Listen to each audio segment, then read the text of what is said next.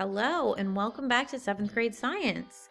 In today's video, we will be talking about the organelle, the cell membrane, and how it helps to perform the functions of diffusion and osmosis.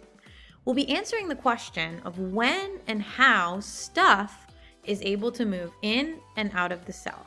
Let's get started. So as a quick review, we know that the cell membrane is a very important organelle found on the outside of both plant and animal cells. We know, of course, with a plant cell that on the outside of the cell membrane is also the cell wall.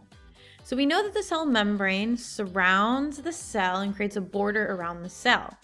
We also know that it helps to give the cell its shape, hold the contents of the cell inside, and also determines which substances are allowed into or out of the cell.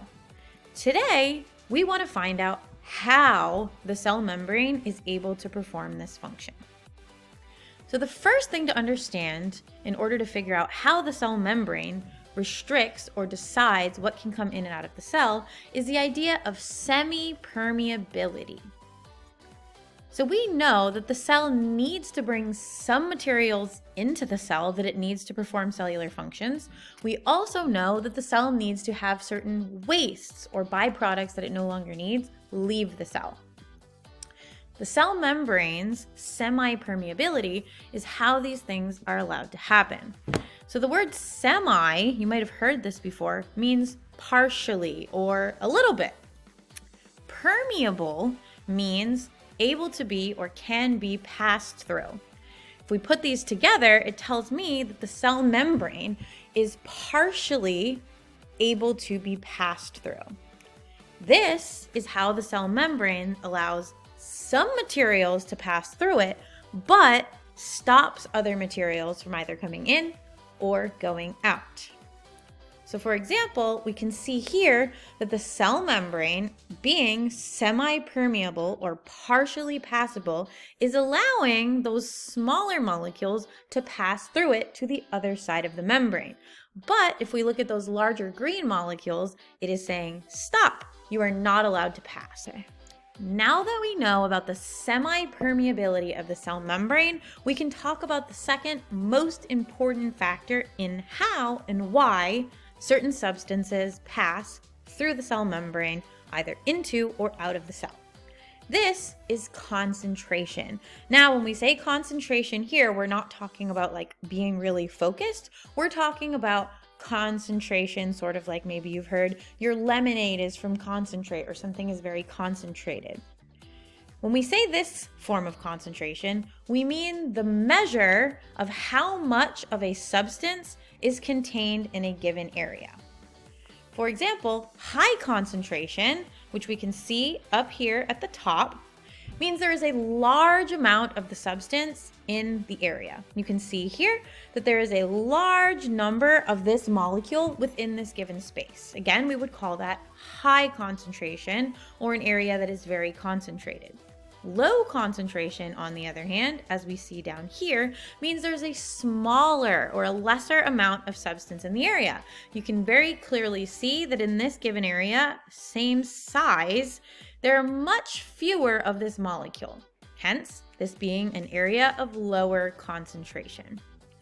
Now, if and when substances will move into or out of the cell through the cell membrane is determined based on the concentration on either side of the cell membrane. What substances want to do is spread out and assure that their concentration is equal in all areas. So that means that substances do not like to be in areas of high concentration. Think about it like social distancing. If you were in a space right now and these were all different students around you, you would be like a substance and you would spread out and make it so that everyone is evenly distributed in that area. That is exactly how molecules like to behave. This means that substances move from areas of high concentration to areas of lower concentration.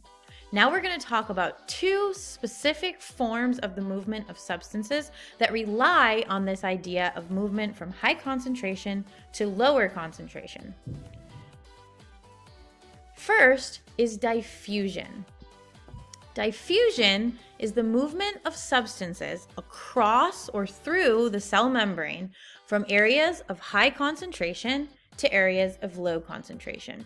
If you look to the side with this GIF here, you can see diffusion happening in real time. You can see that these substances are starting in an area of higher concentration or more of these molecules in the given area and are moving across the cell membrane to the area where the concentration is lower. Substances that we are referring to in the cell are things like salts, sugars, minerals, and others. We call these solutes. These solutes like to flow from the side of the cell membrane with higher concentration to the side with lower concentration, just like we see here in the GIF.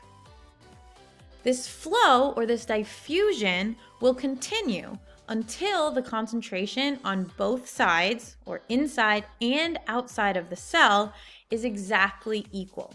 We call this equal concentration on either side of the cell membrane equilibrium, meaning that the concentration is equal inside and outside of the cell. Here's an example of diffusion being modeled. You can see that the dye being dropped at the top of the cup is very concentrated at the top of the cup when it is first dropped in. You can then see that those dye molecules quickly begin to diffuse or spread from the areas of high concentration up at the top of the cup down through the other areas of the cup where the concentration of dye is much lower. Here's an example of diffusion taking place across a cell membrane. So let's look at what this concentration looked like before diffusion took place. So here we can see that inside of the cell, there are 2 solutes, whereas outside of the cell, there are much more. So we know, based on what we just learned, that these solutes will want to move from the area of higher concentration outside of the cell across the cell membrane into the area inside of the cell where concentration is lower. So let's take a look at what that will look like after diffusion. We can see that those solutes will move across the cell membrane into the cell until the concentration is exactly equal inside and outside of the cell. We can see here that the concentration inside the cell is 6 and outside the cell is 6 as well. Again, this is equal concentration inside and outside, which we refer to as equilibrium. These substances are now happy and diffusion will stop. Osmosis is the second movement of materials through the cell membrane that we need to be familiar with.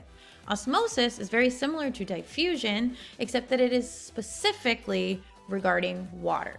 So osmosis is simply the diffusion or the movement across the cell membrane of water from areas of high water concentration to areas of low water concentration.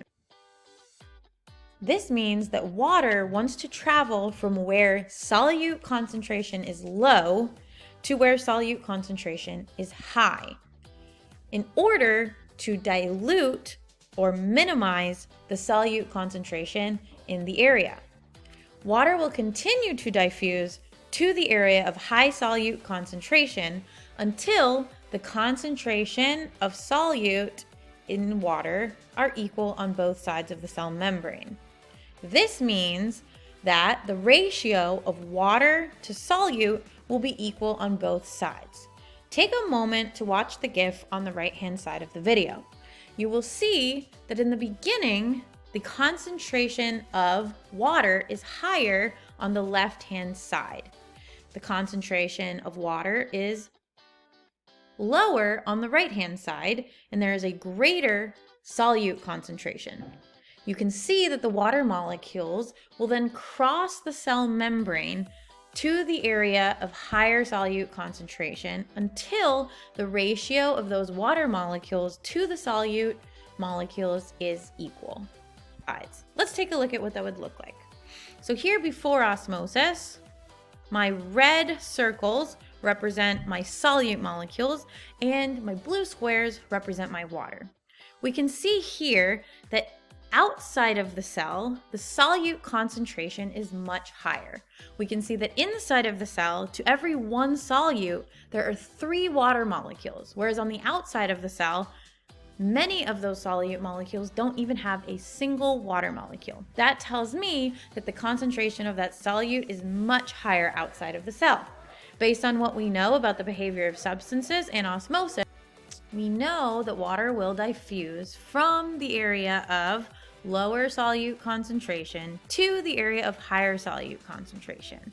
That means that these water molecules will want to move from the inside of the cell across the cell membrane to the outside of the cell. After osmosis has taken place, we will see that the ratio of water molecules to solute molecules is now equal inside and outside of the cell. We can see that inside of the cell, for every 1 solute, there is 1 water molecule. And on the outside of the cell, the ratio is also 1 solute to 1 water molecule. These substances are now happy or at equilibrium, and osmosis will stop.